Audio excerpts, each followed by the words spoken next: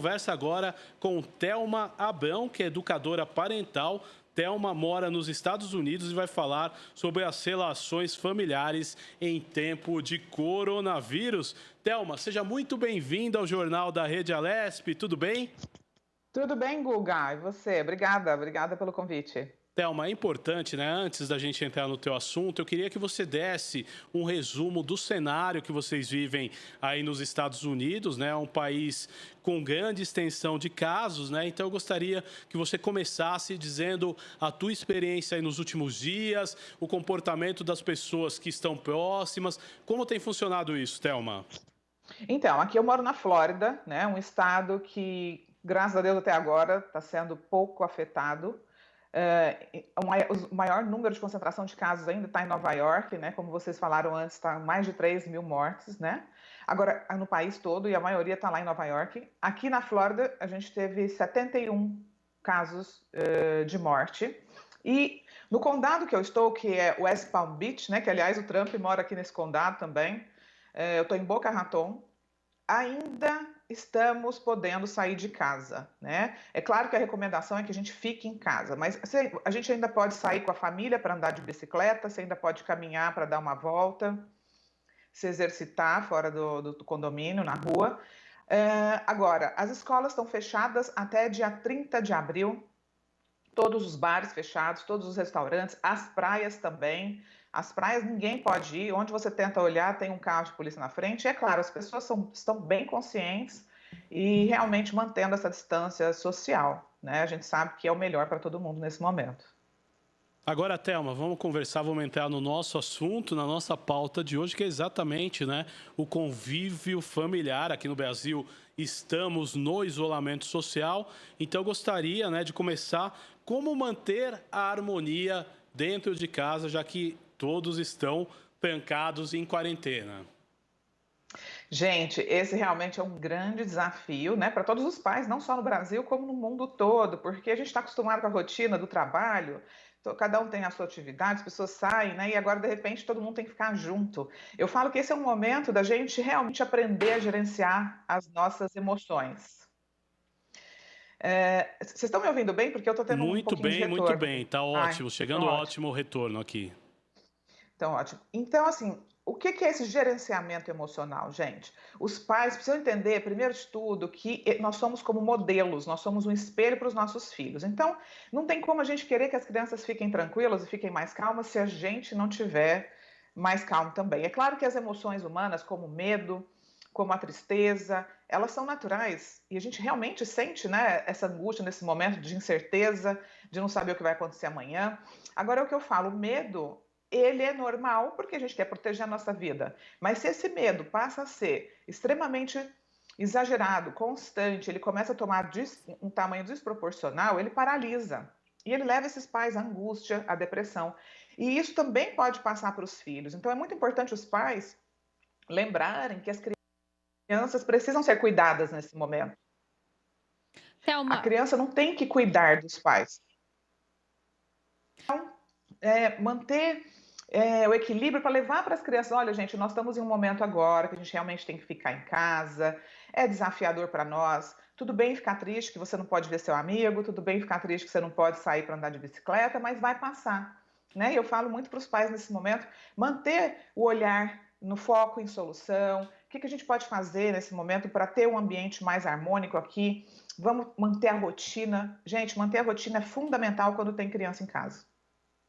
Thelma, Especialmente, Guga. Oi, pode falar, desculpa. Thelma, aqui é a Tayana, bom dia. Bom A gente dia. está falando aí de dicas de atividades, né, para as crianças, enfim.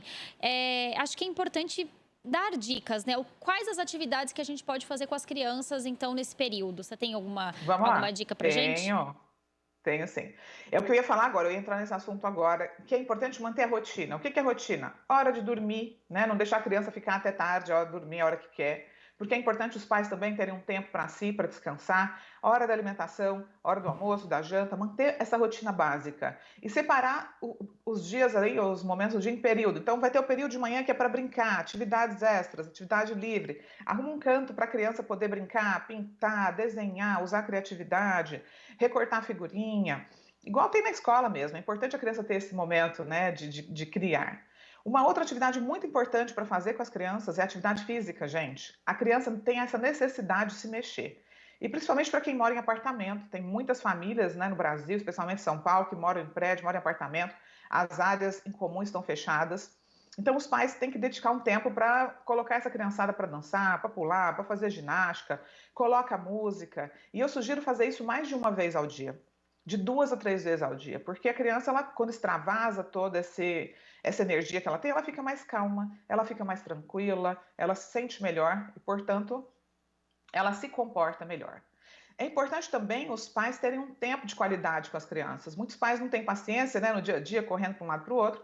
Agora é o momento de vocês se conectarem, de contar a história da própria vida. Vejam fotos em família, conta a história da sua vida, da família, histórias de superação, principalmente histórias positivas, né, que tragam boas perspectivas, tragam otimismo aí para todo mundo. Agora, Uma outra Thelma, questão. eu Oi, pode queria falar. fazer uma questão. Na verdade, eu sei que o foco, né, da nossa entrevista é as crianças, mas eu não posso deixar de perguntar. E os nossos idosos que de repente se viram sozinhos em casa, porque foi um negócio muito abrupto. Então, muitos idosos simplesmente tiveram que deixar de sair de casa e de repente os filhos deixam a comida na portaria para não ter o mínimo de contato possível para preservar. Como esses idosos devem encarar esse momento? Gente, realmente a situação dos idosos é mais crítica, né? Porque a solidão leva à depressão nessa fase. Então, os filhos devem se comunicar com eles de alguma forma, por telefone, por vídeo. Se possível, eu sei que tem os grupos de risco, que tem filho que nem está visitando o pai, né? Mas procurar estar presente todos os dias, vai lá, leva a compra, né? Leva o supermercado e passa álcool em gel, mas eu acho que assim, essa distância 100% com os pais agora nesse momento é delicada, principalmente se são pessoas que já têm um quadro de depressão anterior, né? Então é importante tentar manter essa proximidade de outras maneiras. Ligar por vídeo, conversar, passar bons programas para eles assistirem na TV. O problema é que os idosos também eles ficam muito ligados em muitas notícias o dia todo e acabam ficando muito assustados, com medo. Então, dê livros, né, para eles lerem, também se movimentarem, fazer uma caminhada dentro de casa, fazer um exercício, uma atividade física, porque a atividade física, gente, produz bons hormônios no nosso corpo, né? Diminui o cortisol e nesse momento as pessoas estão com cortisol muito alto por causa do estresse.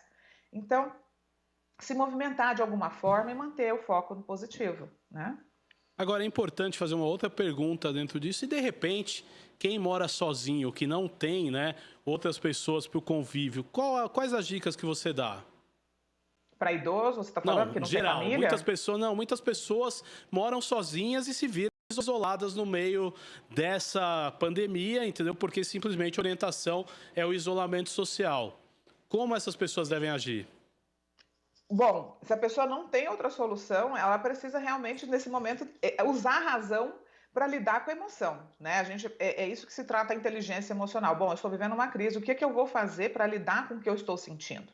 É como eu falei, administrar as emoções nesse momento é a parte mais desafiadora, e a gente vai ter que aprender a fazer isso. Então, é claro que vai dar medo, vai dar angústia, e a gente vai ter que fazer meditação, né? Começar a pensar, puxa, é uma fase, vai dar certo, vai passar, ler bons livros, assistir filmes de superação. Tem muito filme de superação nesse momento que é bom para dar esperança para a gente continuar seguindo. Então, não existe uma receita de bolo, não existe uma fórmula mágica. A gente vai ter que lidar com tudo que a gente está sentindo agora da melhor maneira, porque eu tenho certeza que a gente vai sair muito mais forte dessa depois. Então, é isso, focar no bem, focar que isso é um período que vai passar e buscar se conectar com boas notícias, falar com as pessoas que a gente chama, né, por telefone, ler bons livros, assistir filmes e meditar, gente. Meditar nessa época agora no Google, no YouTube, você coloca meditação, porque aquilo faz você se conectar com você, ficar muito mais calmo, muito mais confiante, né? E conectado no bem, porque o que fazer? Nós estamos confinados. Eu falo que é um cárcere privado nesse momento. E é muito desafiador. Nós vamos ter que usar a nossa mente, a nossa razão para administrar a emoção. Agora, Thelma, tem o lado bom, né? Dos pais, agora passar esse tempo aí de quarentena próximo aos filhos. Eu acho que talvez seja uma coisa muito positiva, principalmente para as crianças, né? Porque a gente vive aí nessa correria, às vezes os pais não tinham tempo para ficar com as crianças. Qual que é a sua mensagem quanto a isso, né? Com certeza, Tayana, isso que você falou é a mais pura verdade, porque o que acontece? Eu, como especialista em educação infantil, o que as crianças mais precisam, gente, é de conexão com os pais, que é a sensação de pertencimento. O quanto mamãe e papai me amam, o quanto eles olham para mim, o quanto eles escutam o que eu tenho a dizer com atenção, o quanto eu sou importante para eles.